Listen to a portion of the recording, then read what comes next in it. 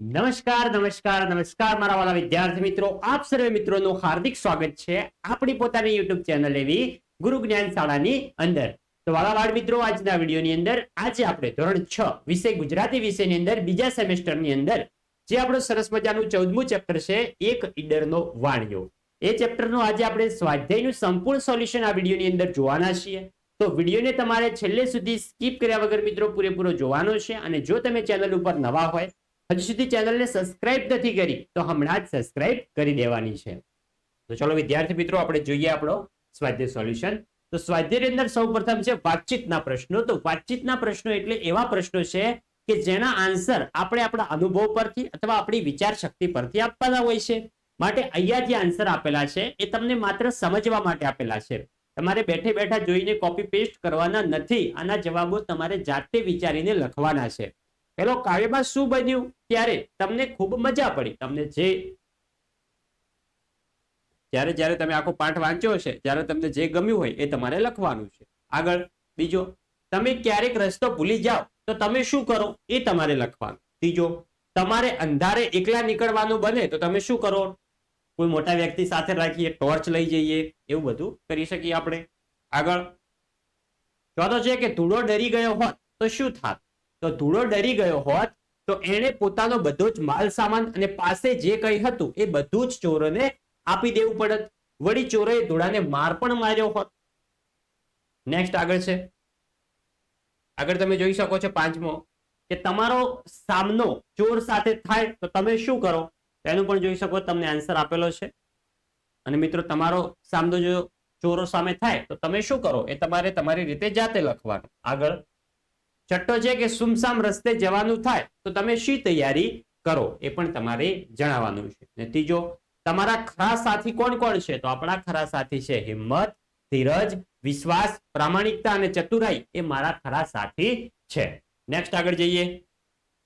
આગળ છે આઠમો કે તમને શું લાગે છે ખરેખર ધૂળા સાથે આવી કોઈ ઘટના બની હશે? મને લાગે છે કે ધૂળા નામની કોઈ વ્યક્તિ સાથે આ ઘટના બની હશે. કવિ રમણલાલ સોનીએ એના પરથી કવિતા લખી હશે જેમાં ધૂળાએ ચોરોનો હિંમત અને વિશ્વાસથી સામનો કર્યો હશે. બીજો, આ એક કથા કાવ્ય છે, તેને વાર્તા સ્વરૂપે લખવાની છે. આ જે સંપૂર્ણ છે આપણને પાઠ જેવું લાગે છે, પણ આ એક કાવ્ય છે, એને આપણે પાઠ સ્વરૂપે લખવાનું છે. તો જોઈ શકો છો અહીંયા તમને સંપૂર્ણ પાઠ સ્વરૂપે જે તમારું કાવ્ય છે એ પાઠ સ્વરૂપે લખીને આપેલ છે. અને તમે આ રીતે યાદ રહેશો તો તમને આખી સ્ટોરી યાદ રહી જશે. અને પરીક્ષાની અંદર આને લગતો પ્રશ્ન પૂછાય તો પણ તમે મિત્રો આસાનીથી લખી શકશો. જોઈ શકો છો સંપૂર્ણ સ્ટોરી આપેલી છે, તો તમારે વિડીયો સ્ટોપ કરીને એકવાર વાંચીને મિત્રો પછી લખી લેવાની છે. આગળ જે ત્રીજો કે કાવ્યના આધારે નીચેના વાક્યો સાચા છે કે ખોટા એ જણાવો. પહેલો, ધૂળા પાસે પહેલા બે સાથી હિંમત અને વિશ્વાસ હતા, તો આવશે ખોટું. નેક્સ્ટ છે બીજો કે ધૂળો રસ્તાનો જાણકાર હતો, કદી ભૂલો ન પડે, તો આ પણ શું છે? આ પણ છે ખોટું.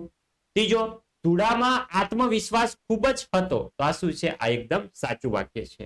આગળ ચોથો છે કે ધૂળાને લૂંટવા માટે આવેલા ચોરમાંથી 4 ચાડીમાં હતા અને 2 કૂદીને આવ્યા, તો આ કેવું છે? આ વિધાન ખોટું છે. પાંચમો, ધૂળાને પોતાની મમત પર માન થયું, તો આવશે ખરું. છઠ્ઠો છે કે ચોર સાથે લડવું ન પડે એટલે ધૂળો કોટડાને બદલે ઈડર પાછો ફર્યો, તો આ શું છે? આ પણ છે ખોટું વિધાન છે. આગળ છે પ્રશ્ન ઉત્તર લખો. ને આ પ્રશ્ન જે છે આપણી પરીક્ષાની અંદર પૂછાય છે. જોઈએ પહેલો કે ધૂળો કેમ ભૂલો પડ્યો? તો ધૂળો સમી સાંજે કોટડા ગામે જવા નીકળ્યો હતો. ગામ દૂર હતું, જંગલની વાટે ચાલતા ચાલતા અંધારું થઈ ગયું, તેથી ધૂળો બીજી વાટે ચડી ગયો અને પોતે ભૂલો પડી ગયો. બીજો છે કે ધૂળો કોટડા ગામે જવા કેમ નીકળ્યો હશે? તો ધૂળાએ કોટડા ગામે જતા પોતાની સાથે કોથળો અને તેમાં કાટલા લીધા હોવાથી એવું લાગે છે કે તે લગભગ ત્યાં વેપાર કરવા ગયો હશે કાટલાનો. આગળ છે ત્રીજો કે 4 ચોરોની સામે ધૂળો કેમ બાથ પીડી શક્યો? તો 4 ચોરોની સામે ધૂળો બાથ પીડી શક્યો કારણ કે તેની સાથે તેના 12 સાથીઓ, 2 હાથ, 2 આંખો, 2 પગ, 4 કાટલા ભરેલા કોથળો તેમજ પોતાની હિંમત અને વિશ્વાસ હતા. જો તો ધૂળા પાસે કોથળો ન હોત તો શું થાત? તો ધૂળા પાસે જો કોથળો ન હોત તો ધૂળાને માત્ર હાથ પગથી ચોરોનો સામનો કરવો પડત, તેથી કદાચ ધૂળો હારી જાત. તેને ચોરોનો માર ખાવો પડત અને તેનું બધું જ લૂંટાઈ જાત. આગળ છે, પરંતુ મને લાગે છે કે તેની પાસે પોતાના હિંમત અને વિશ્વાસ નામના બે ખાસ સાથી હોવાથી તે ચોરોથી બચવાનો અન્ય કોઈ રસ્તો શોધી નાખત. પાંચમો, ચોરો કેમ નાસી ગયા? ચોરો ધૂળાથી બીવાઈને કેમ ભાગી ગયા? તો ધૂળાએ હિંમત અને વિશ્વાસથી કામ લીધું. પોતાની પાસેનો 4 કાટલા ભરેલો કોથળો વીંછવાથી ચોરોને બરાબરના ઘા વાગ્યા. ચોરોથી આ માર સહન ન થયો. ચોરોએ વિચાર્યું કે જો આ એટલો શક્તિશાળી હોય તો જ્યારે બારેય સાથી એક સાથે આવશે ત્યારે તો આપણી ઘોર ખોદાઈ જશે. ત્યાંથી તેઓ જીવ લઈને નાસી ગયા, પોતાનો જીવ બચાવીને ભાગી ગયા. નેક્સ્ટ આગળ જઈએ. છઠ્ઠો છે કે ધૂળાએ પોતાના સાથી કોને કોને ગણાવ્યા છે? તો પોતાના 12 સાથીઓ ગણાવ્યા હતા. કયા કયા છે? તો 2 હાથ, 2 પગ, 2 આંખો, 2 પગ, 4 કાટલા મળીને 10 થાય છે. અને મારા છેલ્લા 2 ખરા સાથીદારો તો હિંમત અને વિશ્વાસ છે. આમ મળીને કુલ 12 સાથીઓ ગણાવ્યા હતા. પાંચમો, તો શું થાત જો આવું થયું હોત તો શું થાત એ આપણે જણાવવાનું. પહેલો, ધૂળો અંધારામાં સાચે રસ્તે ગયો હોત તો શું થાત? એને ચોરો ના મળત.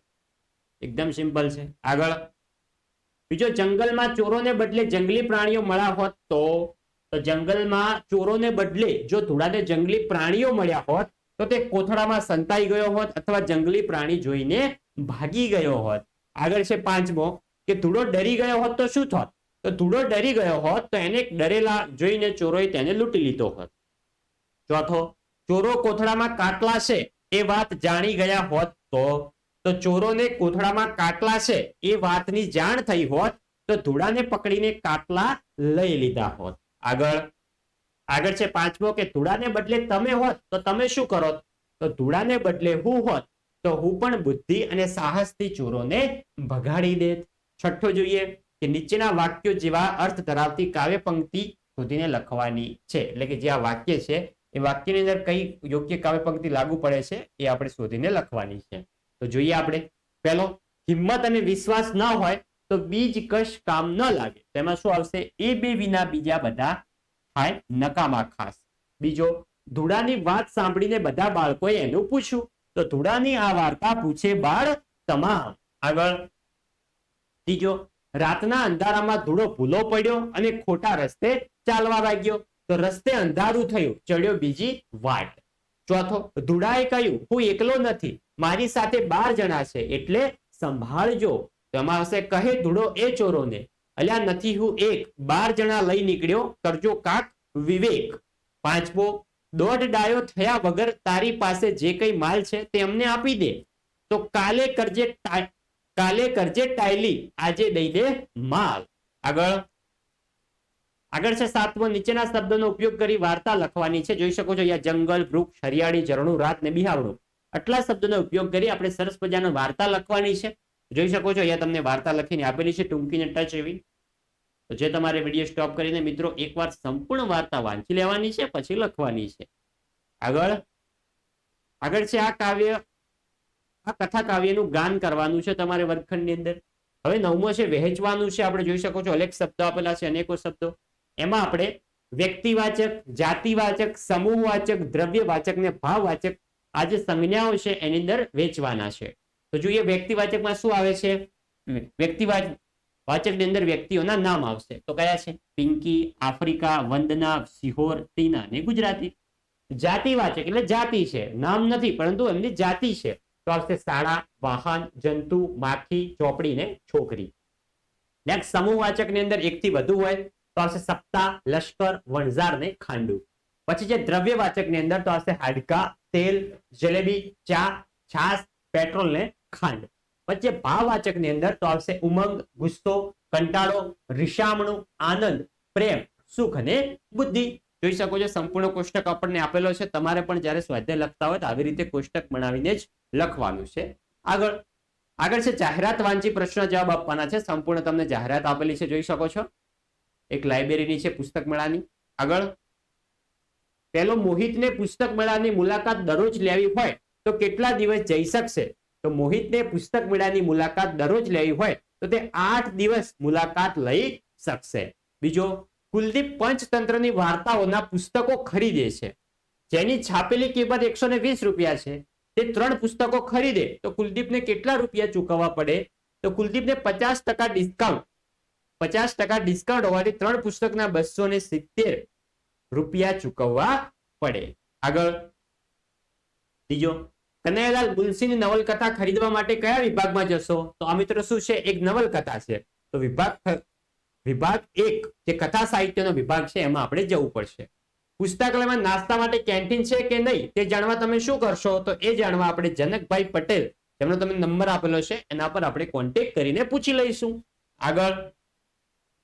આગળ છે 5મો કે જો મનીષા 3 નવેમ્બરે સાંજના 7 કલાકે પુસ્તક ખરીદવા માટે જાય તો તે કયા વિભાગના પુસ્તક ખરીદી શકશે? તો જો મનીષા 3 નવેમ્બરે 7 વાગે પુસ્તક ખરીદવા જશે તો પુસ્તક મેળામાં તે દિવસ સમય પૂર્ણ થઈ ગયો હોવાથી તે પુસ્તકો ખરીદી શકશે નહીં. છઠ્ઠો, બાળપણનું રૂષણું જેમાં હોય એ પુસ્તક ખરીદવું છે તો કયા વિભાગમાં જવું પડે? તો બાળપણનું રૂષણું જેમાં હોય એ પુસ્તક ખરીદવા આપણે વિભાગ નંબર 2 જે મિત્રો બાળ સાહિત્યનો કે વિભાગ નંબર 3 જે છે પદ્ય સાહિત્યના એ વિભાગની અંદર આપણે જવું પડે. આગળ છે લાસ્ટ પ્રશ્ન કે એક ઈડરનો વાણિયો જે છે એ તમારે શોધવા કયા વિભાગમાં તમે જશો?